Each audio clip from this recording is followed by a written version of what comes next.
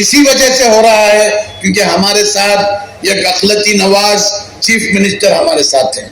अगर वो उसी वजह से आज चीफ मिनिस्टर के खिलाफ बहुत सारी साजिशें हो रही हैं, उसको किसी तरीके से निकालने की कोशिशें हो रही हैं, तो मैं आप लोगों से गुजारिश करूंगा और अपील करूंगा, आप लोग, आपके दुआओं की जरूरत है। आप जब भी नमाज पढ़ते हैं, मतलब कहीं पर भी जाते हैं, तो दुआ करें कि अल्लाह ताला इन साजिशों को नाकाम बनाए और जनाब सिद्धरामैया पूरे 5 साल चीफ मिनिस्टर रहे, ये दुआ आप लोग करें तो इंशाअल्लाह आप लोगों की कोशिश, आपके साथ उलमा इकराम की कोशिश, आप कर्नाटक के अंदर एक नई हुकूमत लाने में कामयाब हुए, वही आज ये जलसे में आप लोग देख रहे हैं।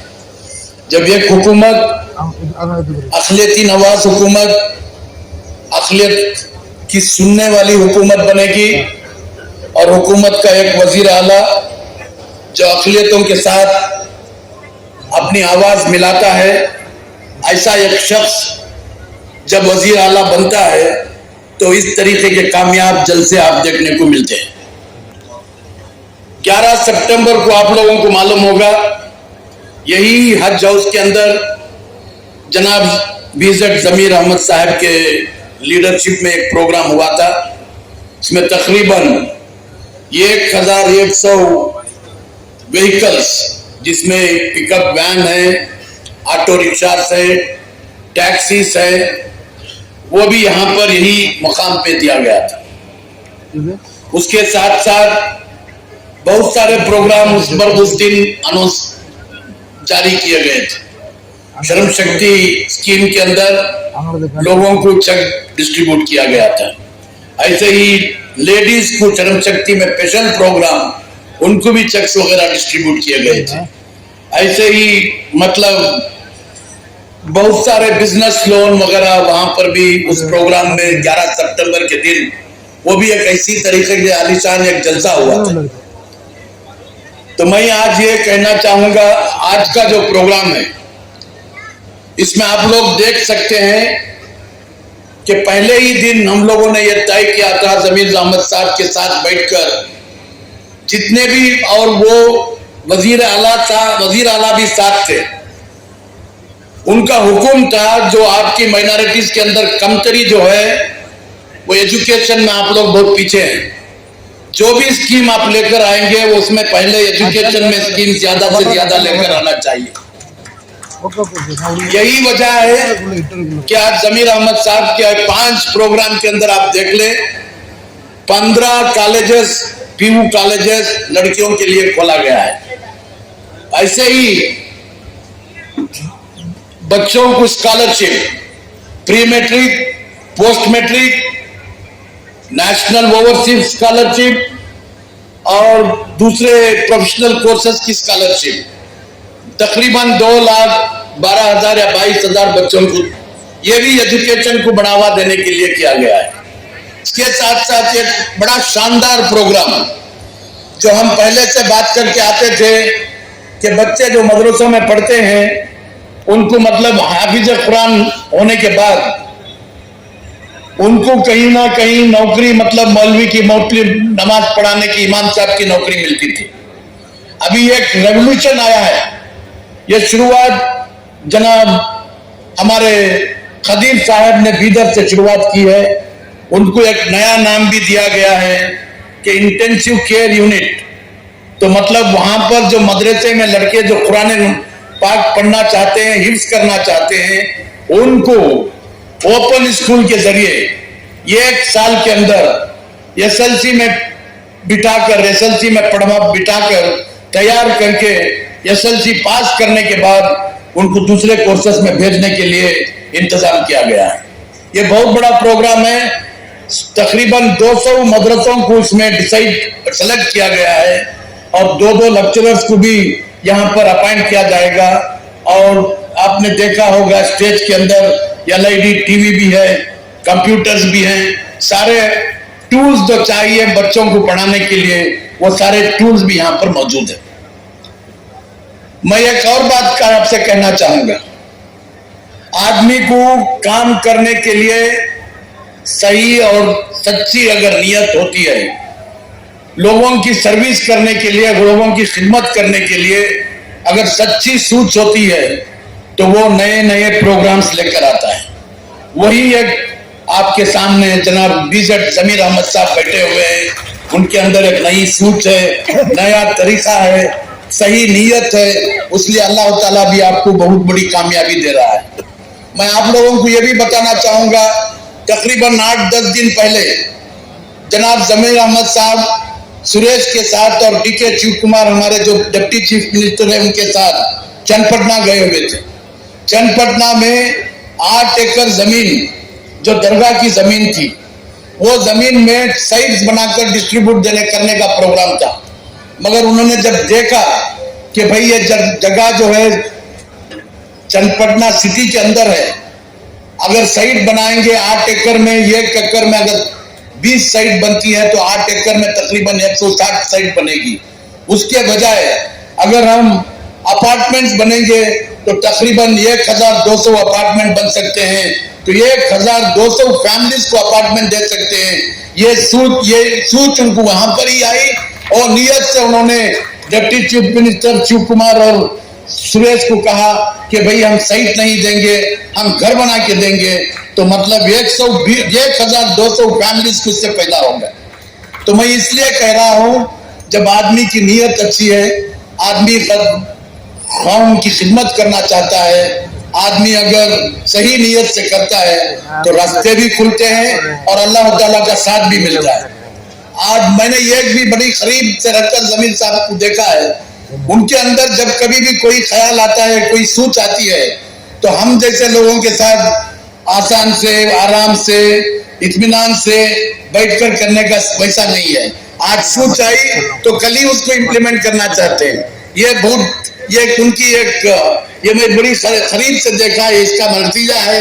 आज 15 स्कूलों का मतलब पीयू स्कूलों का लड़कियों का कॉलेज का ये तकरीबन ये बातचीत हुई।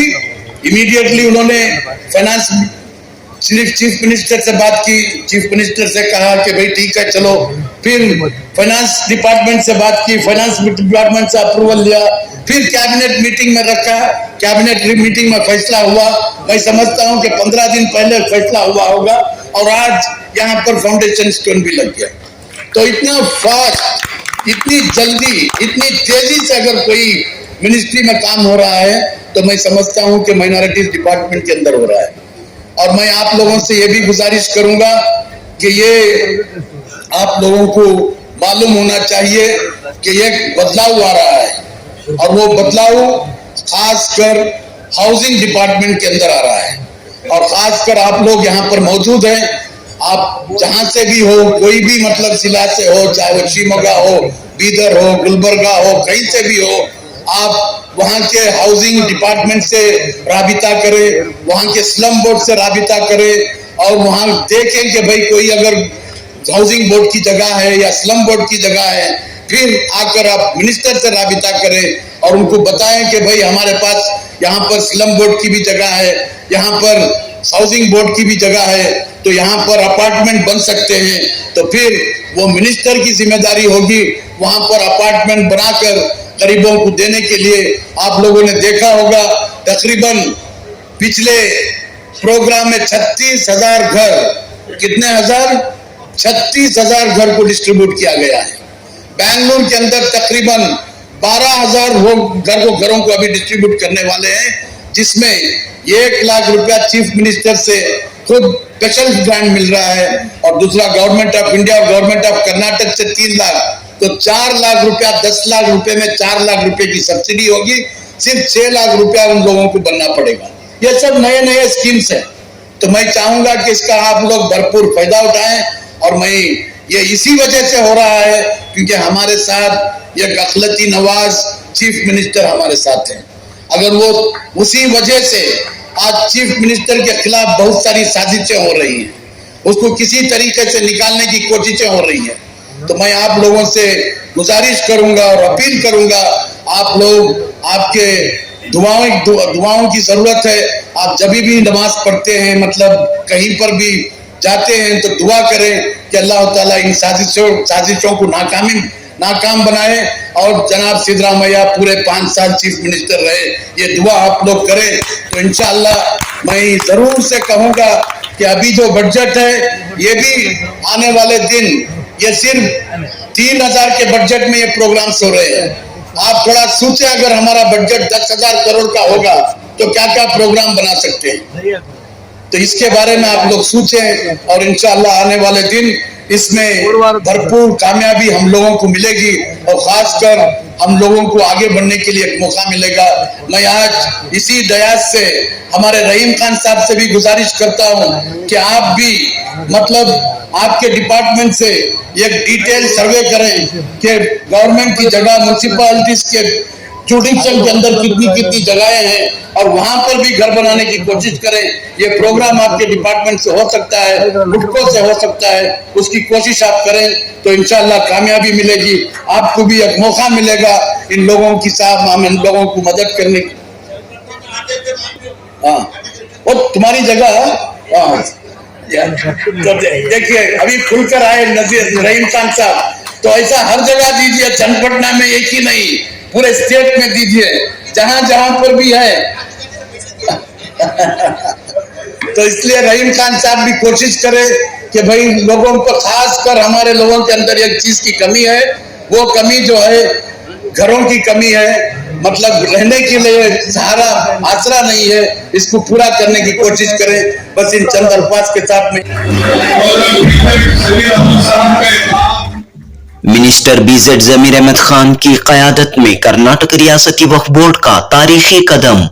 एक साथ 15 गर्ल्स पीयू कॉलेजों का रखा गया संग बुनियाद।